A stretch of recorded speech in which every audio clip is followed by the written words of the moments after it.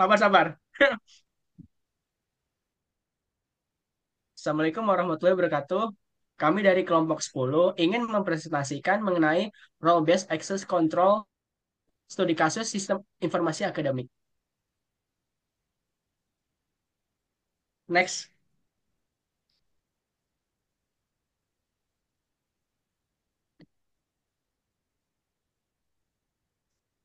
Sebelum lebih lanjut, kita mengetahui dulu apa itu role-based access control.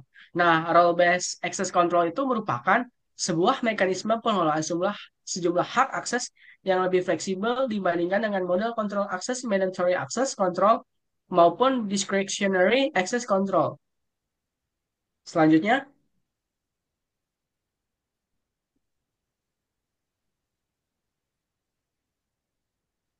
nah di sini ada konsep dasar RBAC. RBAC ini memiliki tiga komponen utama. Yang pertama itu peran, atau disebut juga roles, adalah kumpulan izin.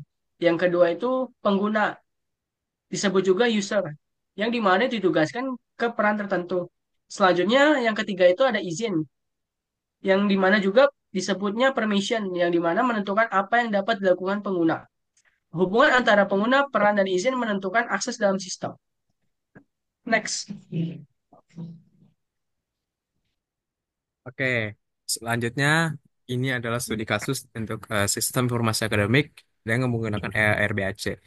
Nah, di sini ada yang kita bisa lihat dulu. Di sini ada yang namanya indeks, teman-teman. Nah, indeks ini tuh dilihat dari codingannya itu, kita bisa ngeliat itu benar yang tadi sebelumnya ada rules sebagai kita apa itunya, dan juga ada user dan juga ada yang namanya terakhir apa tuh? Ya, pokoknya itu. Dan juga, nah di sini kita bisa ngelihat untuk log kita bisa ngeliat di sini. Kita pilih role kita sebelumnya. Nah, role itu ada tiga di sini. Ada sebagai admin, ada sebagai dosen, ada sebagai mahasiswa, ada juga yang role yang tidak dikenali. Nah, jadi apa ya? Ada yang namanya akses ya teman-teman. Nah, aksesnya ini nanti harus ada izinnya. Misalnya, dia itu nggak boleh sembarangan kita login sembarangan, nggak boleh login sembarangan. Kita harus ada yang namanya inputan data terlebih dahulu sebelum kita ini masuk ke tiga ini. Misal kayak dosen atau admin, misalnya adminnya si A, terus dosennya mau masuk, terus ya kita daftarin dulu sebagai dosen. Nah, nanti mahasiswa adminnya juga mendaftarkan nama mahasiswanya juga. Nanti dia masuk ke mahasiswa dashboard. Nah, namanya dosen, dosen juga masuk ke nama dosen seperti itu. Nah, di sini untuk loginnya pertama itu ada namanya dikoneksi PHP ya. Nah, login itu setelah di running itu ada login yang seperti ini. Nah, nanti gambarannya seperti ada login, ada username dan ada juga passwordnya. Nah, biasanya username sama passwordnya ini tuh pasti sudah disediain sebelumnya. Nah, bagaimana cara disediainnya itu nanti ada yang namanya sebelum itu kita ada yang namanya penginputan terlebih dahulu. Cuman kita belum bisa bikinnya. Nah, di sini itu ada bagaimana caranya itu. Itu emang harus ada aksesnya tertentu. Misal, kalau misalnya si Nevo belum bisa daftar, nggak ada di situ, jadi dia nggak bisa masuk mahasiswa. Nah, kayak gitu. Tugas sebagai dosen juga nggak bisa, sebagai admin juga nggak bisa. Jadi dia punya harus ada hak aksesnya, terus ada izinnya tertentu juga. Seperti itu. Nah, kalau kita lagi sebagai admin, misal kita udah daftar ya sebagai admin. Nah, berarti kita jadi admin. Nah, nanti admin itu bisa mengelola seluruh si sistem informasi akademik seluruhnya. Nah, sini emang di HTML itu juga kalau sudah login jadi admin nanti ada muncul seperti ini, admin dashboard. Nah, admin dashboard itu nanti muncul seperti kata setelah login nanti muncul ada yang selamat datang admin. Nah, isinya itu apa aja? Yang ada namanya admin create user. Nah, admin create user ini itu isinya ada yang namanya username juga, ada yang namanya password, dan juga ada yang namanya dia uh, aksesnya, loginnya, itu apa, rule-nya. Nah, misalnya kita bikin di situ, misal kalau adminnya pengen daftar, ada mahasiswa nih, nah nanti adminnya yang nambahin di situ username, misalnya username yang, si B, terus passwordnya ini, nah nanti dia jadi mahasiswa nih, berarti rule-nya nanti dia jadi mahasiswa, nanti masuk ke data mahasiswa seperti itu. Nah, di sini untuk yang namanya sistem apa login pada saat kita mau menggunakan si nama mahasiswa. Nah, di nama mahasiswa itu kita login, ya setelah kita daftar nanti bisa tuh.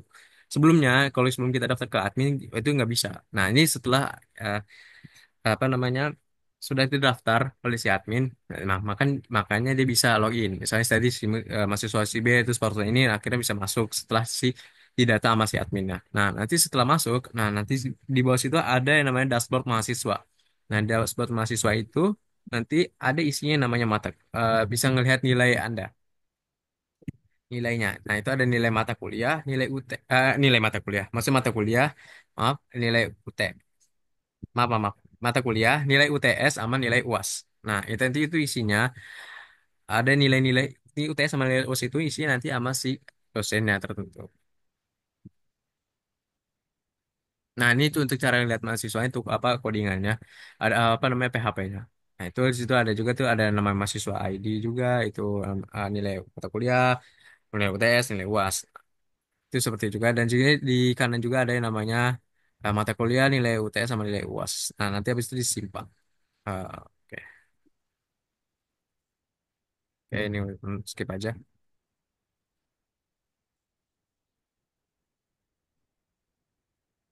Baik, selanjutnya itu ada dosen dashboard yang dimana di dashboard ini tuh kita akan melihat bahwa role dosen ini hanya role dosen yang bisa mengaksesnya gitu kan. Terus untuk selanjutnya boleh next.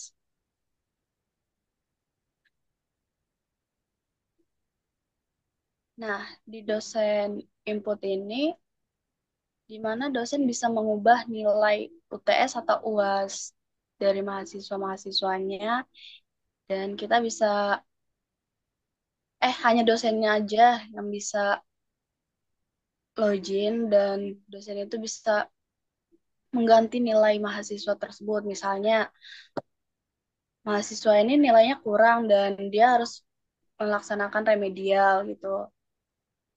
Boleh lanjut?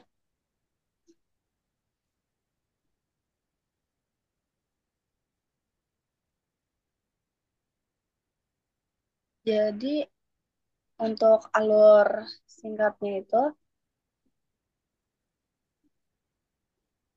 mulai dari dosen login, itu akan diarahkan ke dashboard tadi.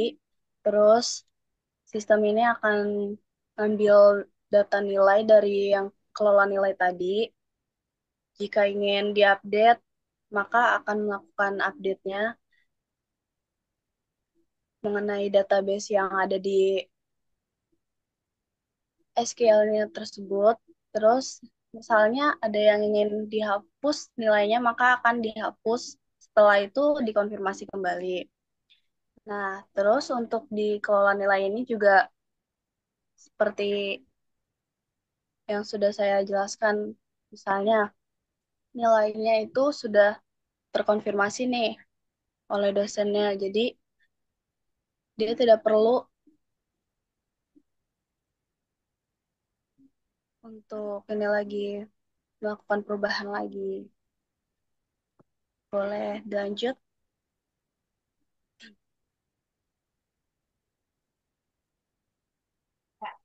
Next,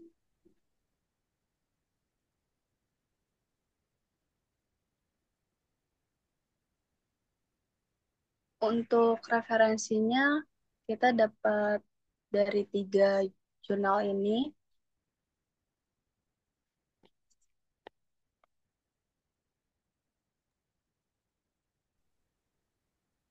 Oke, sebelum saya tutup,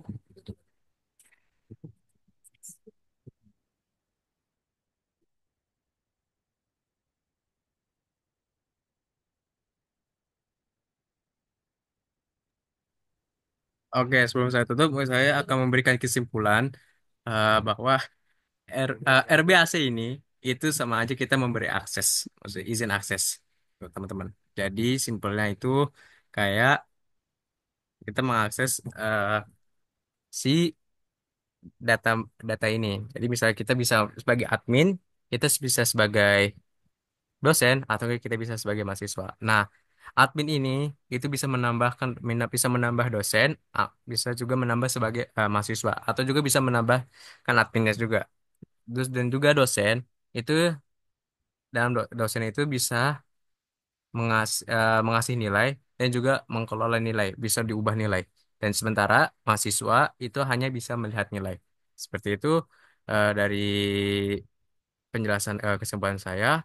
Sebelum saya akhiri presentasi hari ini, kurang lebih aman maaf. Jika ada kesalahan, eh, dimaafkan juga. Oke, terima kasih. Wassalamualaikum warahmatullahi wabarakatuh.